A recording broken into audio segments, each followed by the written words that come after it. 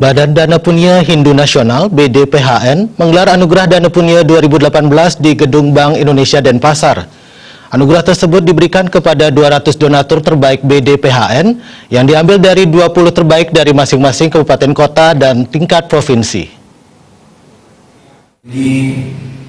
Senator Republik Indonesia Sri Igusti Ngurah Arya Wedakarna mengatakan, dalam ajaran Kitab Suci Weda, salah satu kewajiban umat Hindu adalah senantiasa untuk berdharma punya, khususnya bagi kaum tidak berpunya. Karena dengan melayani Tuhan yang ada dalam diri manusia, maka umat Hindu diharapkan mengikuti perintah Tuhan dan mendapatkan pahala dan karma baik di zaman Kali Yuga ini. Potensi dana punya yang dilakukan oleh umat Hindu sangat besar, mengingat tingkat militansi umat Hindu terhadap agama dan kebudayaannya sangat tinggi. Senator Arya Wedakarna juga memuji kinerja BDPHN yang sudah sejak tahun 2003 berkiprah hingga menjadi lembaga dana punya terbesar di Indonesia. Dalam laporan bahwa ada 2.000-an donatur tetap BDPHN yang memberikan dana punya, dengan lebih dari 71 miliar jumlah dana dan komitmen punya yang sudah disalurkan. Pada hari ini menyelenggarakan kegiatan di Bank Indonesia, salah satunya adalah dengan tujuan bahwa anugerah dana punya ini kan ada acara rutin yang dimana diberikan kepada para donatur-donatur yang sudah peduli terhadap jenana khususnya. Jadi ini adalah salah satu pola baru organisasi yang berbasis keagamaan tetapi dengan penanganan modern. Dan kita berharap ke depan lebih banyak umat Hindu, tidak hanya di Bali tapi di Indonesia, agar banyak membantu saudara-saudara kita, terutama anak-anak yang membutuhkan pendidikan, termasuk juga perkembangan hidup di luar Bali.